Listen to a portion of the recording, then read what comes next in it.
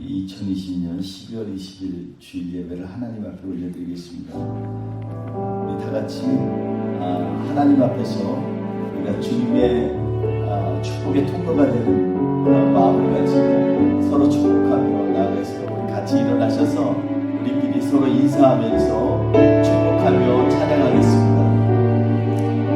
주님의 사랑이 당신을 통해 주님의 사랑이 당신을 통해 세상 가운데 전해지기를 주님은 너무 당신은 가지니 사랑의 열매 맺길 축복해요. 주님의 축복이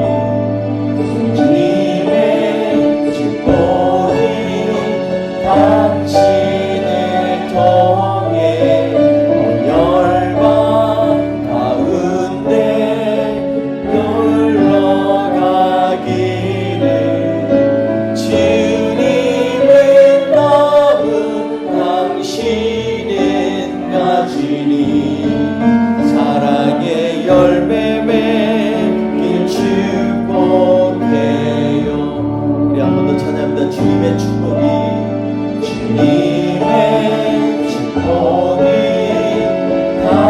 당신을 통해 세월만 가운데 흘러가기를 주님은 너무 당신은 가지니 사랑의 열매 맺길 축복해요.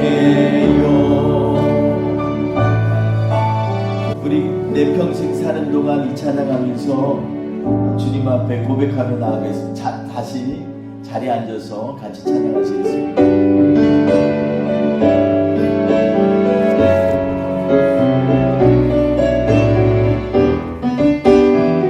우리 힘차게 찬양합니다. 내 평생 사는 동안 내 평생 사는 동안 주 찬양하리 여호와 하나님의 주를 찬양하리 주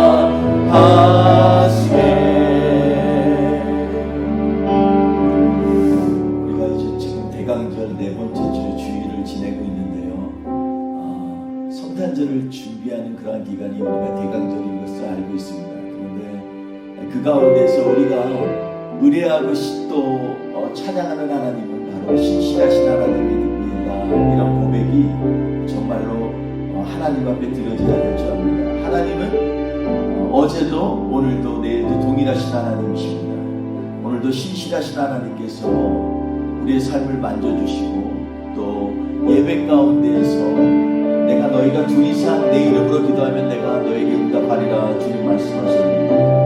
오늘 그 하나님께서 이 시간 우리의 예배와 기도 가운데 함께하여 달라고 우리가 간절히 사모하며 기도하며 찬양해야 되겠습니다.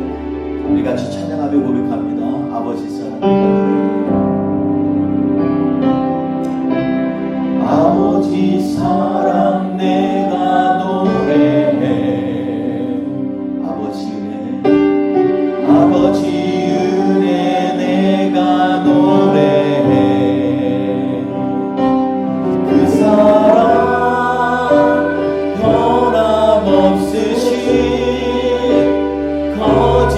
거짓없으신 성실하신 그 사랑 사랑할 때 꺾지 않으시는 사랑할 때 꺾지 않으시는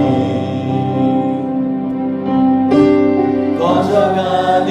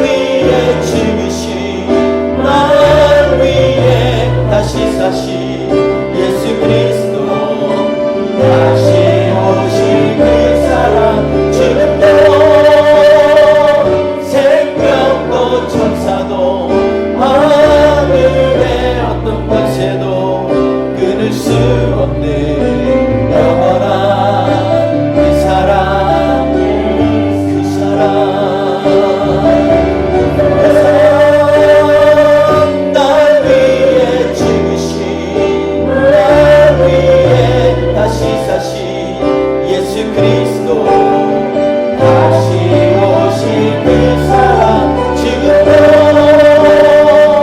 설명도 정사도 하늘의 어떤 권세도 그를 수 없는 영원한 그 사랑 예수, 영원한 그 사랑, 영원한 그 사랑 예수,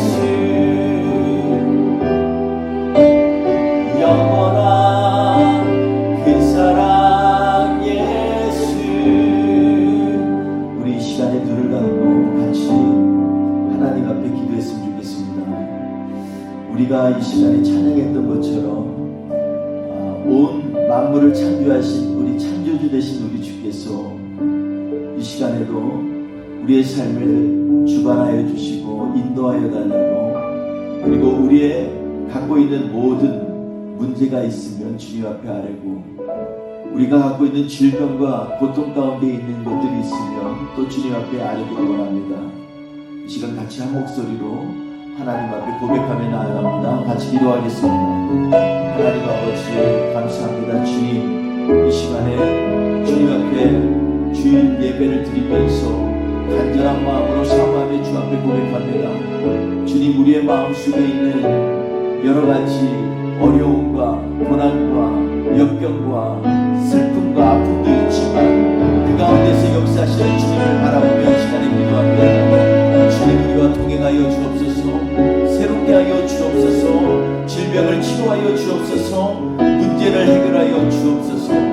만물의 주관자 되시는 주님 앞에 기도하며 아뢰오니 주님 역사하여 주시옵소서. 주님이 동행하여 주실 줄 믿습니다. 주의 이름으로 간절히 기도합니다. 우리 고백하며 나아가겠습니다. 예수 나의 좋은 치료자, 예수 나의 좋은 치료자, 그의 눈이 머무는 곳은 나의 슬픔과 고통, 고개 들어 그의 눈을 볼 때에 나네. 예수 나의 좋은 치료자. 아멘. 예수 나의 좋은 치료자,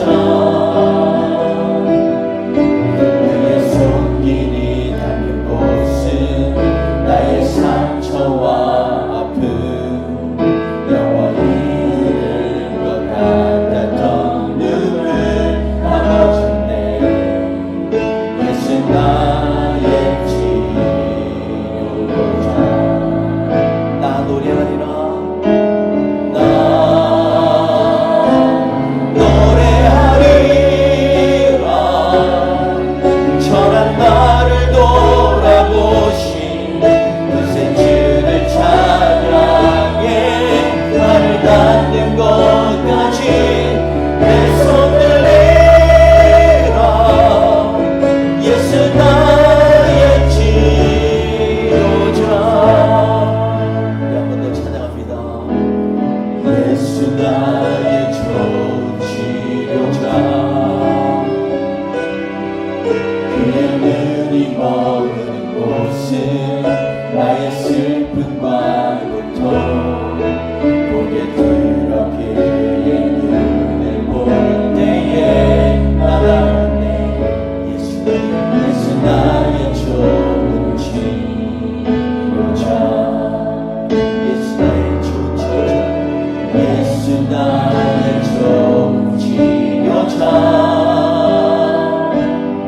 그의 손길이 닿는 곳은 나의 상처와 아픔, 영원히 잃을 것 같았던 눈을 감아줬네. 아멘. 예수 나의 치료자. 나 노래하리라, 나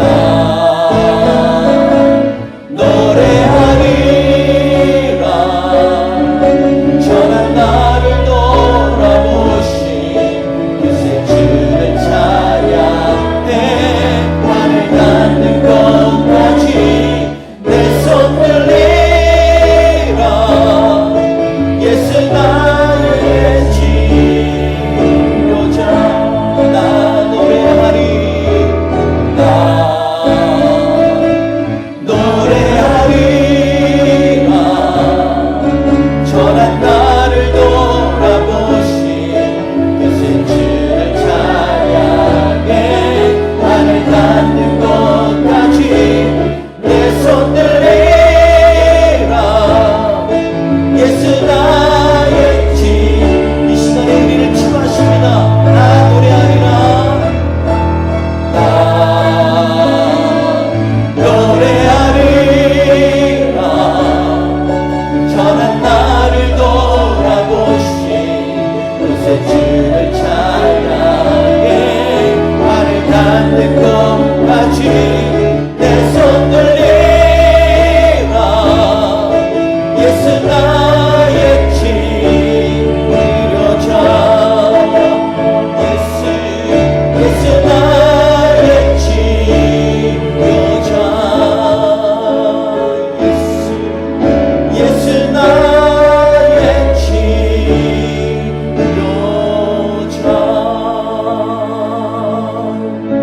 이루어져. 좋으신 하나님, 오늘 이 시간에 우리가 찬양과 또 경배로 주님 앞에 예배를 드리고 있습니다. 이 시간 우리의 예배 가운데 임하여 주시고 우리의 상한 마음을 치료하여 주시고 이 어려운 시기 때 오히려 우리를 위하여서 2000여 년 전에 이 땅에 오신 우리 주 예수님을 기억하며 그 믿음 안에서 소망과 용기를 갖고 이 한 주도 승리할 수 있도록 주님 도와주시옵소서. 오늘도 예배 가운데 함께 하실 주님을 찬양하며 예수님의 이름으로 기도했습니다. 아멘. 우리 이 시간에 다 같이 사도신경으로 하나님 앞에 신앙 고백하시겠습니다. 같이 신앙 고백합니다. 나는 전능하신 아버지 하나님 천지의 창조주를 믿습니다. 나는 그의 유일하신 아들 우리 주 예수 그리스도를 믿습니다. 그는 성령으로 잉태되어 동정녀 마리아에게서 나시고 본디오 빌라도에게 고난을 받아 십자가에 못 박혀 죽으시고 장사된 지 사흘 만에 죽은 자 가운데서 다시 살아나셨으며 하늘에 오르시어 전능하신 아버지 하나님 우편에 앉아 계시다가 거기로부터 산 자와 죽은 자를 심판하러 오십니다.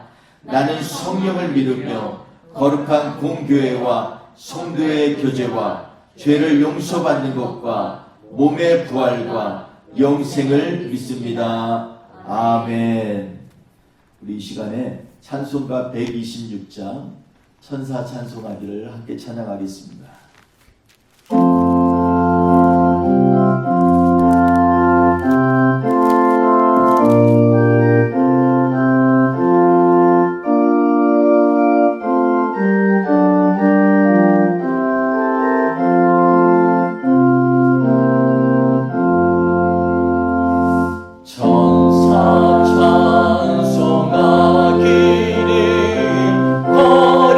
거룩하신 그 주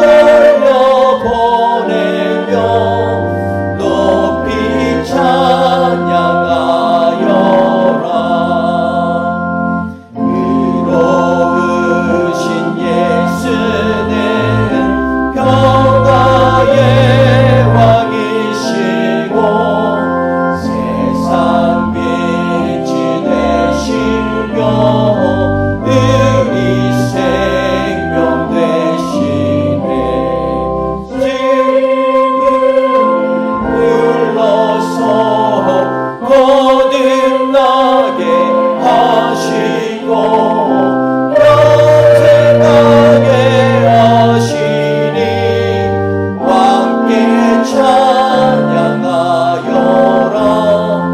영생하게 하시니 왕께 찬양하여라.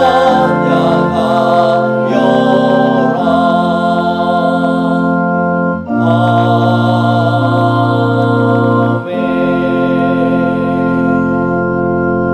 오늘 말씀은요, 우리 누가복음 2장 21절에서 24절 말씀입니다. 누가복음 2장 21절에서 24절 말씀입니다. 같이 누가복음 2장 21절에서 24절 말씀 함께 봉독합니다. 함께 봉독하겠습니다. 할례할 8일이 되매 그 이름을 예수라 하니 곧 잉태하기 전에 천사가 일컬음 바로라.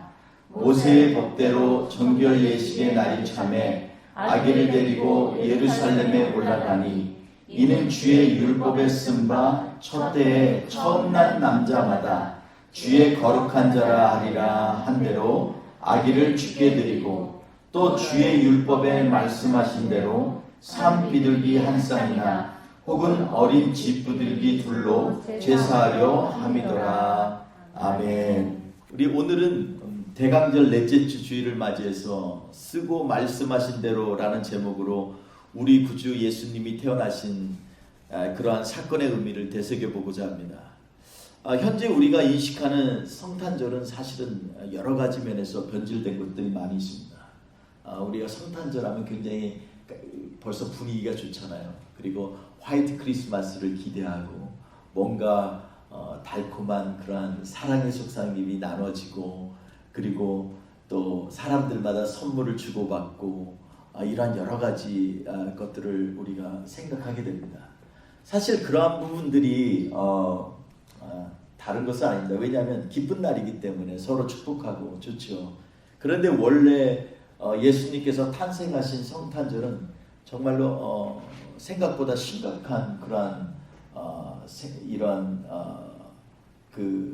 하나님의 뜻이 깃들여 있습니다. 그래서 우리가 성탄에 대한 예수님이 이 땅에 오심에 대해서 다시 한번 묵상을 하면서 그 하나님께서 어떠한 하나님으로 우리에게 임하셨는지 아는 것은 굉장히 중요합니다. 우리가 인생을 살면서 모두가 젊을 때도 지내고 또 청년의 때도 지내고 그리고 장년의 때도 지내고 이러면서 이제 나이를 많이 들어가서 언젠가는 반드시 하나님 앞에 서게 될 때가 옵니다.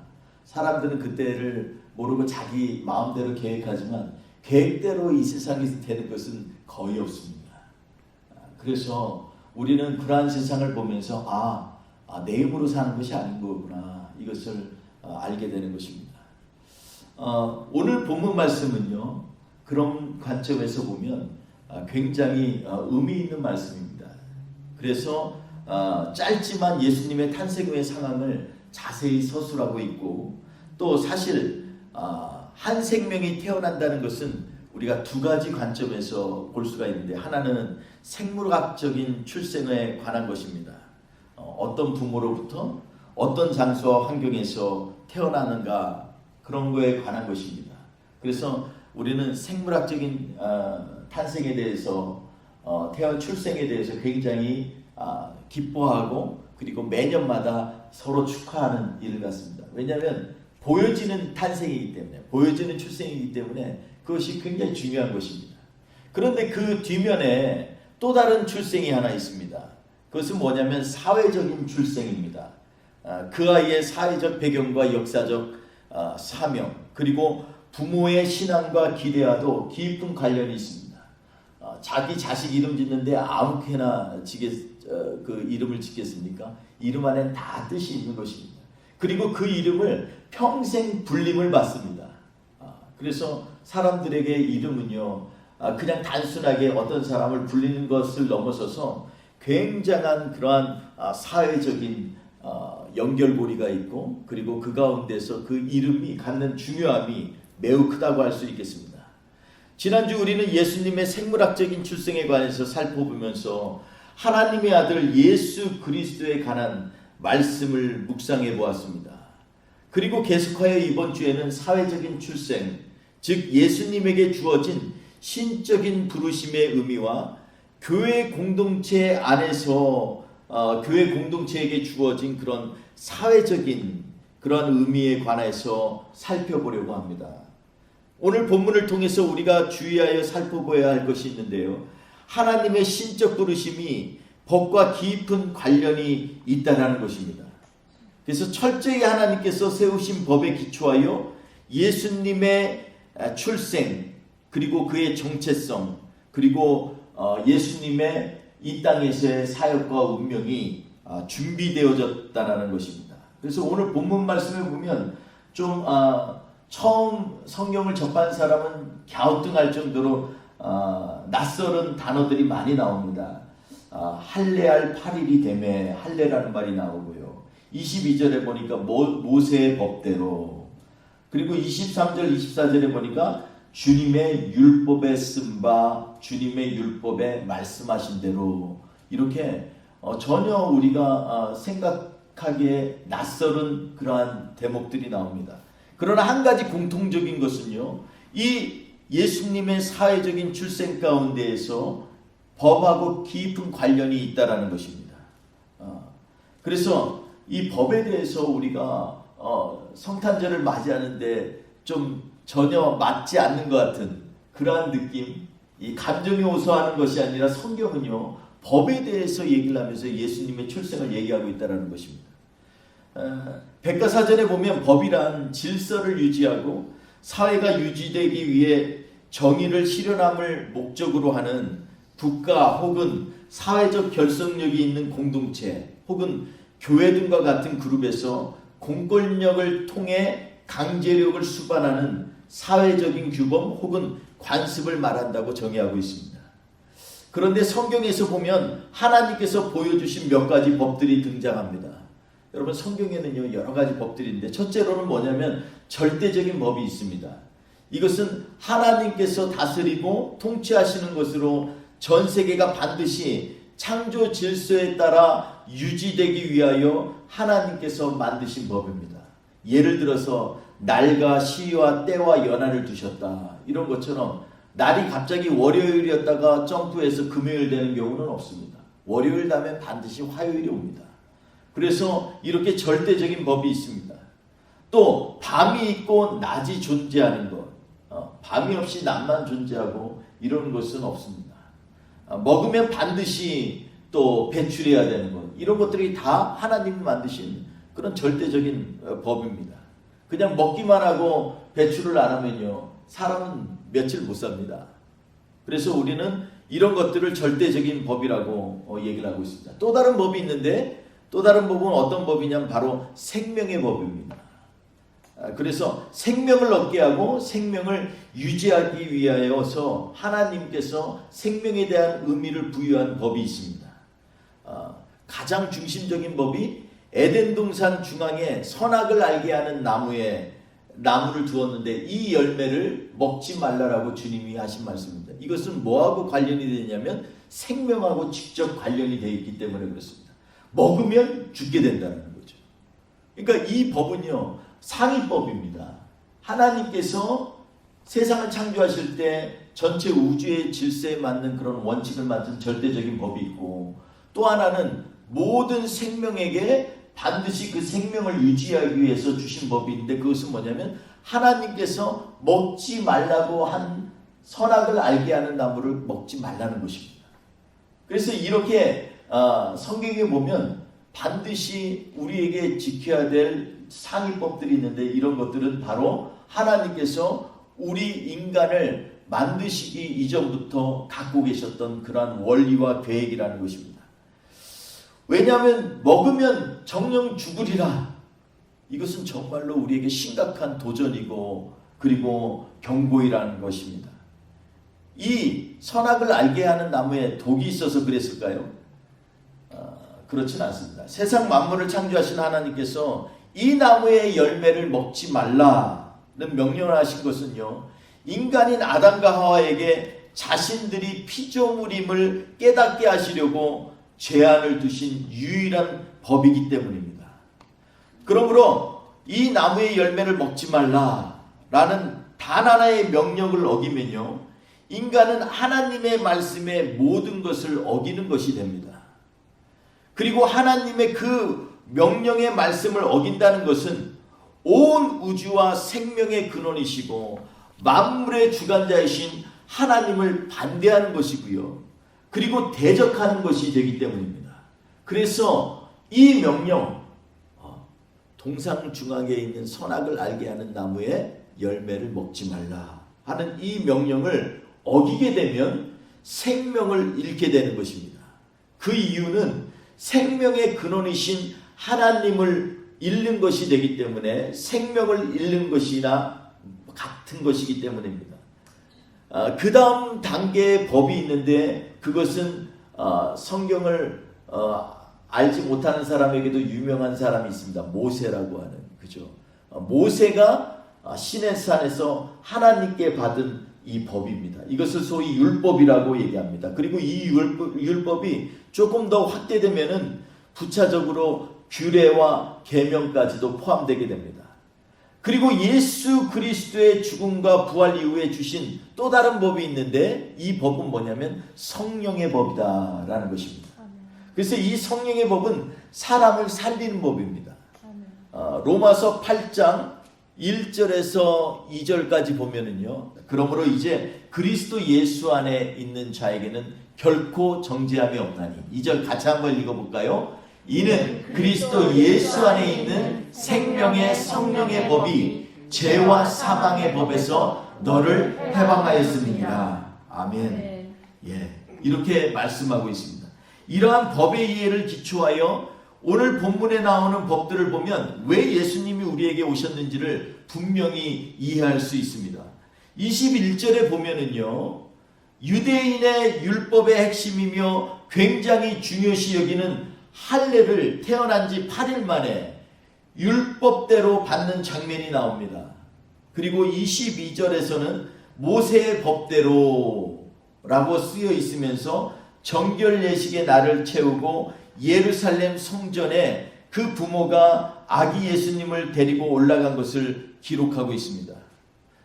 레위기 12장 2절에서 4절에 보면, 우리 같이 한번 읽어볼까요? 레위기 12장 2절에서 4절 시작. 이스라엘 자손에게 말하여 이르라. 여인이 임신하여 남자를 낳으면 그는 이래 동안 부정하리니 곧 월경할 때와 같이 부정할 것이며, 8째 날에는 그 아이의 포피를 뺄 것이요, 그 여인은 아직도 33일을 지내야 상어리 깨끗하리니 정결하게 되는 기한이 자기 전에는 성물을 만지지도 말며 성소에 들어가지도 말 것이며, 이렇게 얘기를 하고 있습니다. 그러니까 여인이 남자아이를 낳으면요, 남자아이가 8일째 되는 날 할례를 받는 것, 포피를 벤다 그래서 할례를 받게 됩니다.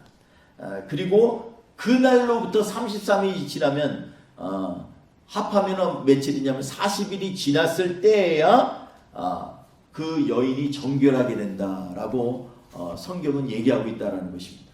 다시 말해서 남자아이를 낳은 지 40일이 지나지 않으면 여인도 그렇고 가족도 성소에 들어갈 수도 없고, 예수님의 부모는 40일이 지난 후에 그래서 예루살렘 성전에 방문한 것을 오늘 성경은 기록하고 있습니다. 23절에 보면은요, 주의 율법에 쓴 바 첫 해에 처음 난 남자마다 주의 거룩한 자라 하리라 한 대로 아기를 주께 드렸다라고 기록되고 있습니다. 이 말씀은 출애굽기 13장 2절을 보면은요, 한번 제가 읽어보겠습니다. 출애굽기 13장 2절. 이스라엘 자손 중에서 사람이나 짐승을 막론하고 태에서 처음 난 모든 것은 다 거룩히 구별하여 내게 돌리라. 이는 내 것이니라 하시니라. 이렇게 말씀이 나옵니다. 이 말씀을 한 배경은 뭐냐면, 이 애굽에서 떠나올 때 마지막 바로 왕이 너무나 강팍해서 모세를 통해서 하신 하나님의 말씀을 듣지 않으니까 10 재앙을 내리는데, 마지막 재앙이 뭐냐면 처음 난 것, 소위 말해서 장자의 재앙이라 그러는데, 애굽에서 짐승이든 사람이든 그 집안에 처음 난 것은 모두 죽이는 장면이 나옵니다.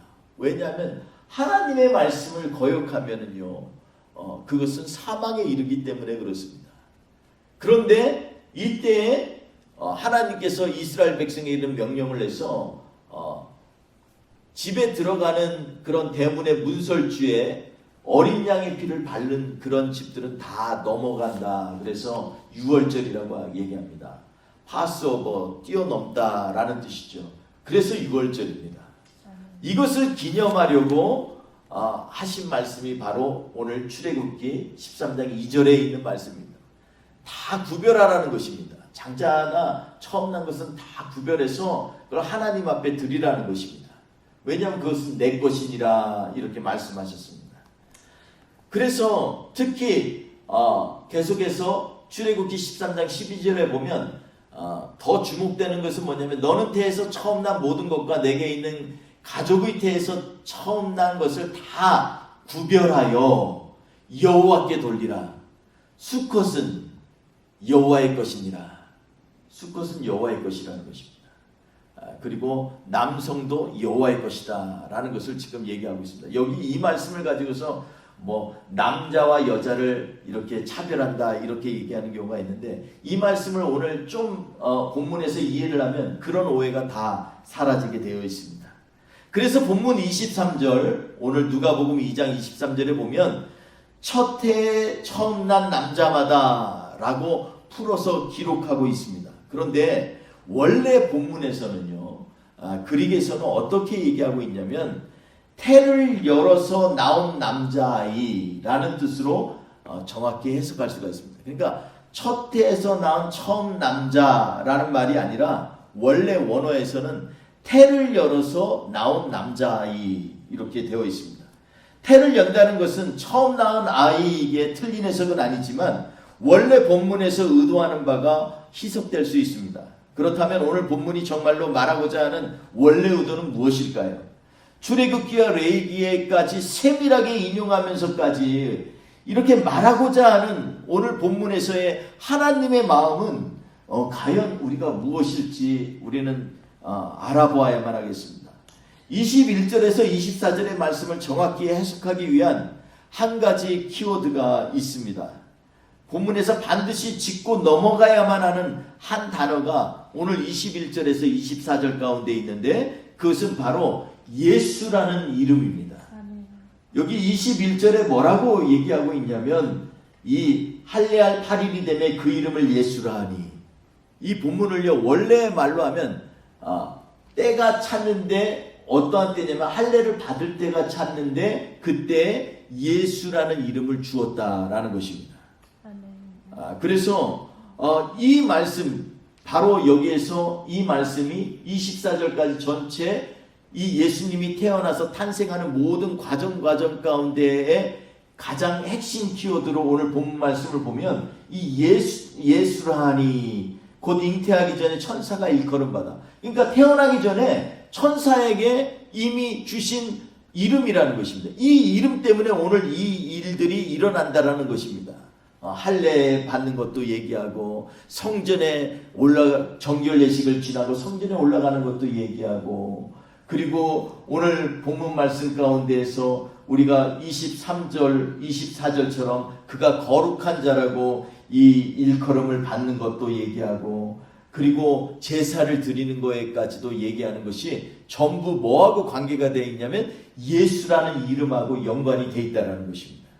그래서 이것을 이 이름을 중심으로 오늘 21절에서 24절을 해석하면 오늘 말씀이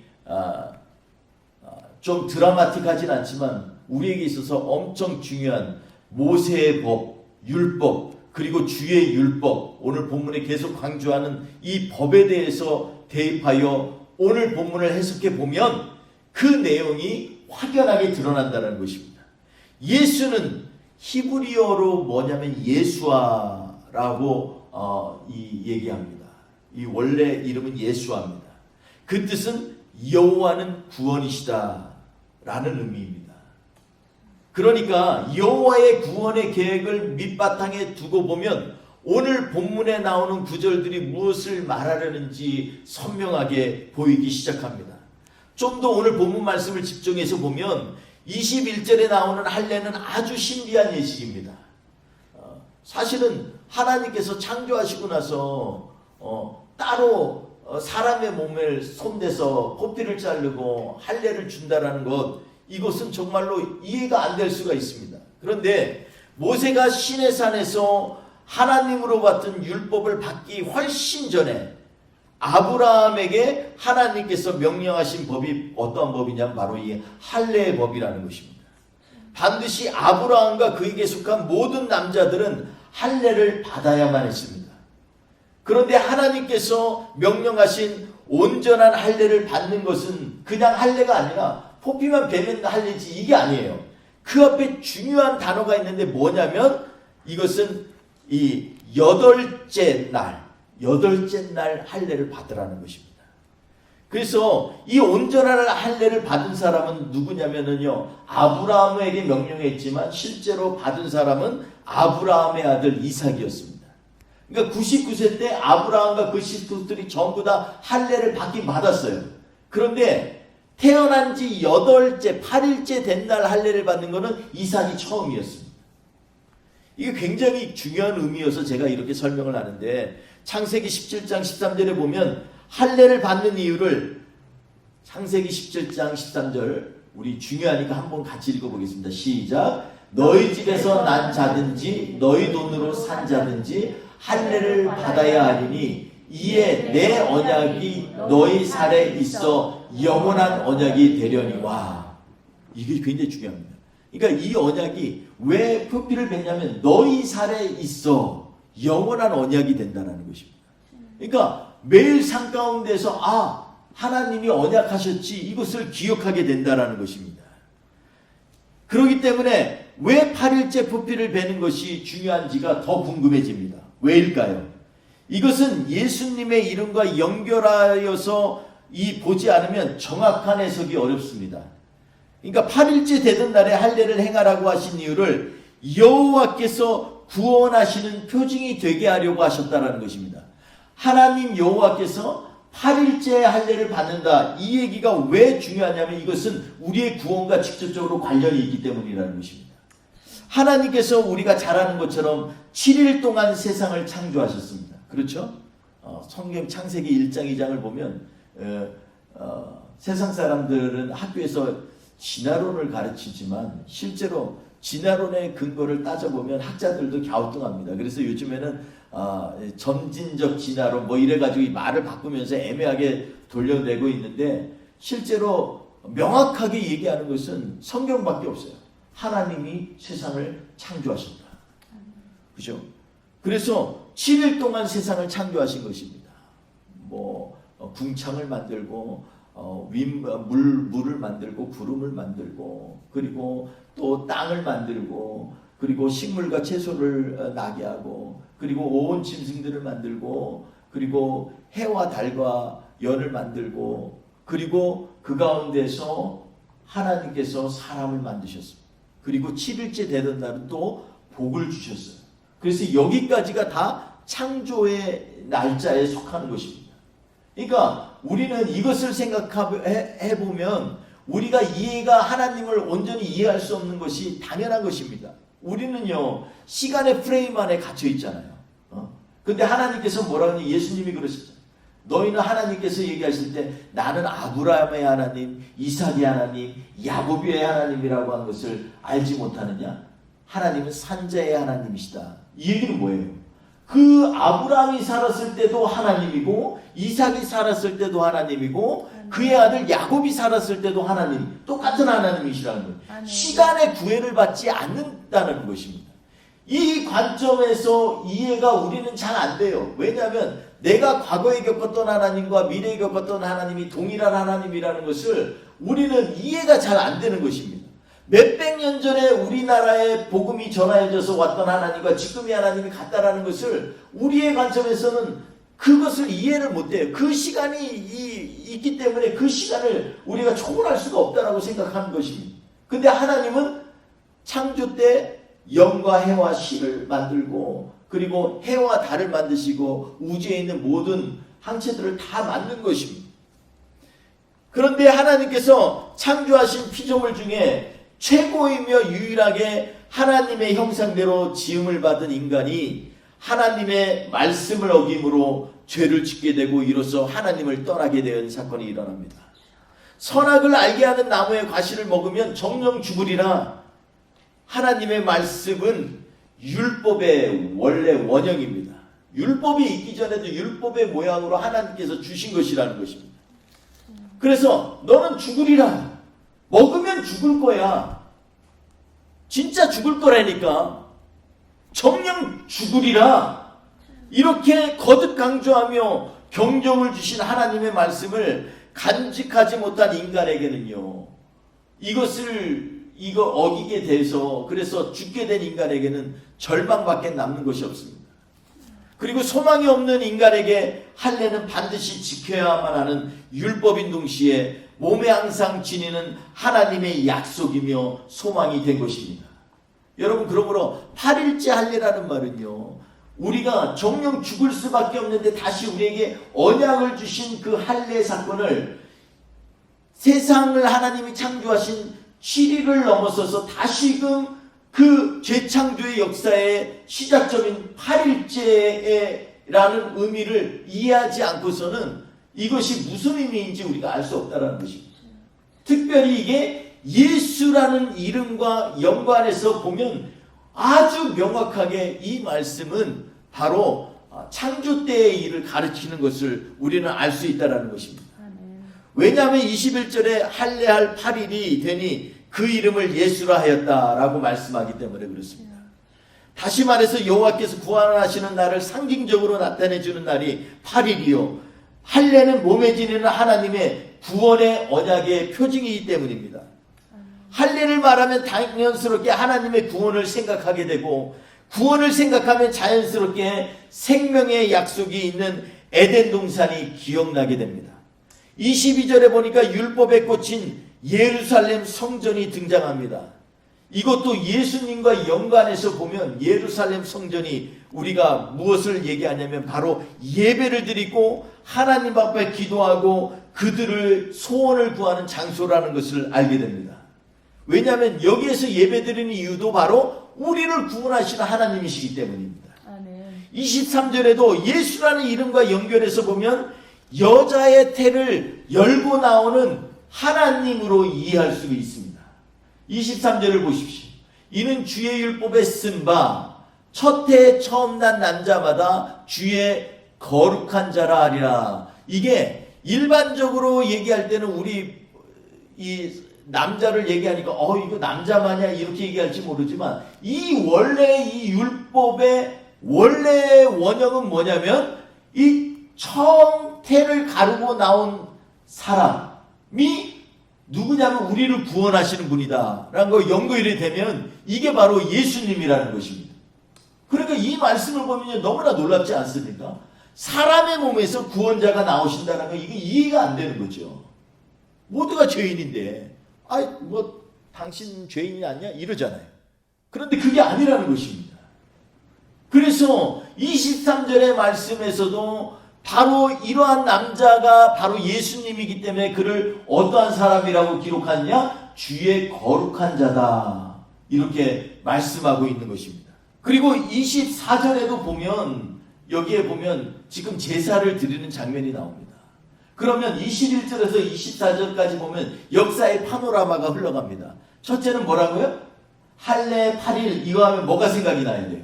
그것은 바로 하나님이 우리를 구원하신다는 표징이라는 것입니다. 그게 에덴 동산이 생각이 나야 돼요. 22절에서는 뭐가 생각이 나야 되냐면 우리가 예배드리는 예루살렘이 나오는 거예요. 그리고 23절에는 거룩한 자다. 이건 뭐가 생각이 나야 돼요?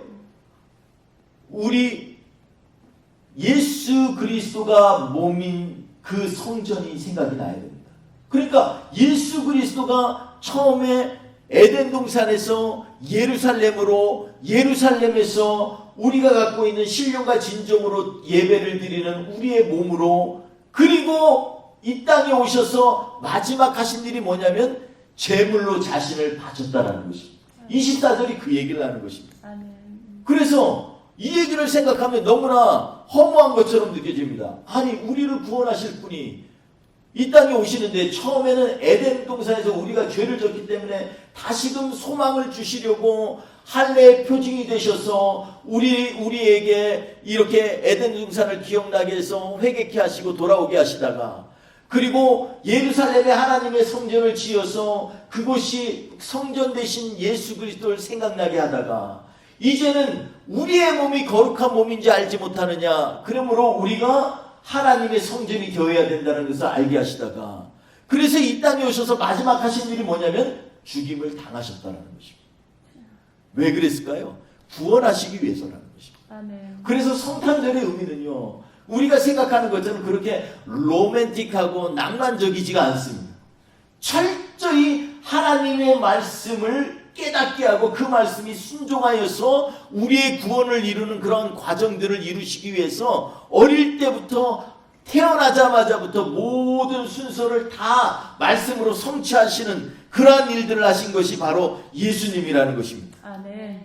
그래서 구원의 소망이신 예수님이 말씀의 중심에 두면은요, 하나님께서 그 아들에게 우리의 죄악을 담당시킨 그러한 일을 깨닫게 됩니다.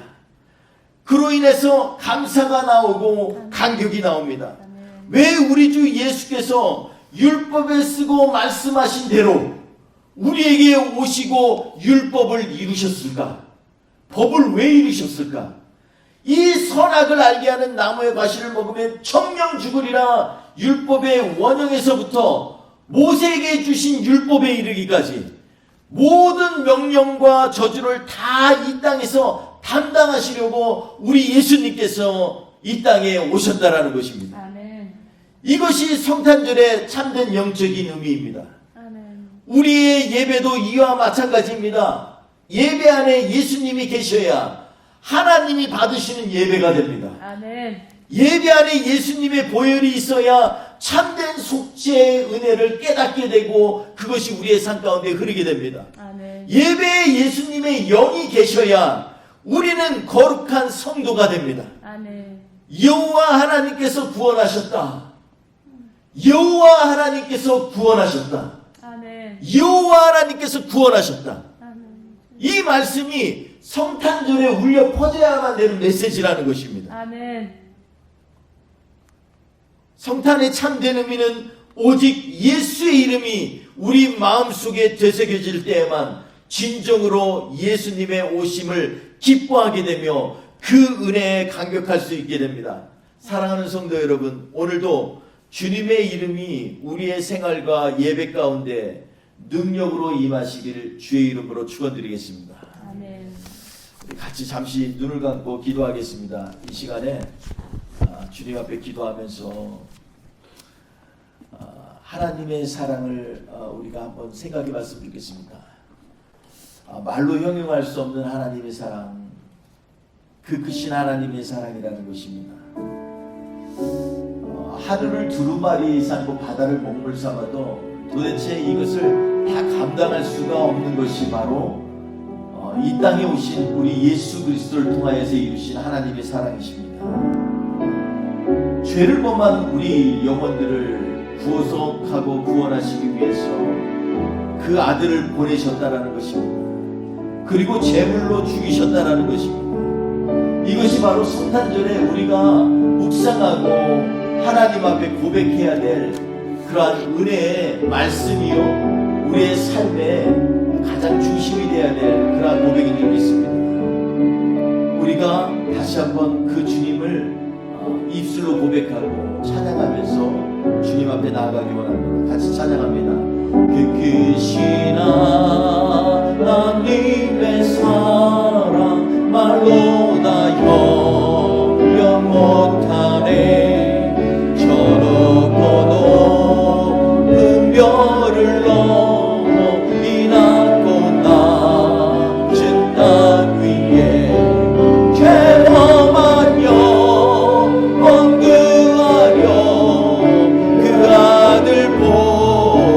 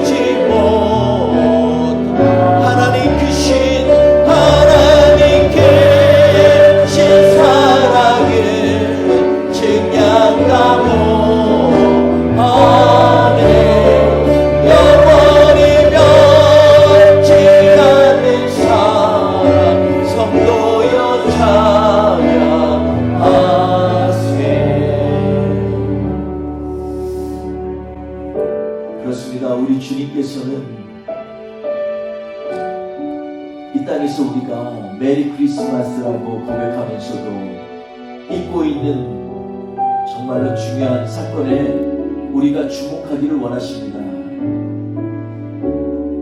우리 하나님 여호와는 우리를 구원하셨다라는 것입니다. 성찬절의 핵심적인 메시지는 바로 하나님이 우리를 구원하신 그 놀라운 사랑입니다. 그러므로 이 자리에 하나님께서 부르신 우리 모두에게는 하나님께서 우리를 구원하신 그 은혜가 흘러넘쳐야 될 줄 믿습니다. 그러기 위해서는 우리가 예수 그리스도를 묵상하고 그 은혜가 우리 가운데 찾아오도록 우리를 내려놓고 주 앞에 기도하며 나아가야 될 줄 압니다. 주님, 이 시간에 우리를 만져주옵소서. 우리를 새롭게 하여 주시옵소서. 우리가 죄된 그러한 삶 가운데에서 하나님의 은혜를 바라볼 수 있게 하시니 감사합니다. 주님, 이제 주님이 오신 성탄의 절기를 맞이해서 다시 한번 하나님을 생각하고 고백하는 우리 모두가 되게 하여 주시옵소서. 오늘도 주님의 이름을 믿고 주님의 은혜 가운데 거하기 원하는 하나님의 백성 가운데 주님 복의 복을 더하여 주시고 하나님의 은총으로 채워 주시옵소서. 이 한 주도 하나님이 우리를 구원하신 그 은혜로 승리하며 감사와 기쁨이 넘치는 한 주가 되도록 인도하여 주시옵소서. 주님, 함께 하실 줄 믿사오고 예수님의 이름으로 기도했습니다. 아멘. 지금은 우리 구주 예수 그리스도의 은혜와 하나님 아버지의 극진하신 사랑하심과 성령님의 동행하시고 역사하심이 이 자리에서 하나님 앞에 구원받은 백성임을 고백하며 주님 앞에 나아가는 하나님의 백성의 머리머리 위에, 그리고 전 세계에 흩어져 있는 하나님을 경외하는 모든 백성들을 위해, 그리고 다가오는 성탄절을 맞이하여서 주님 앞에 소망을 갖고 기도하며 나아가기 원하는 뭇 백성들을 위해 지금부터 영원토록 함께 없으기를 간절히 축원하옵나이다. 아멘.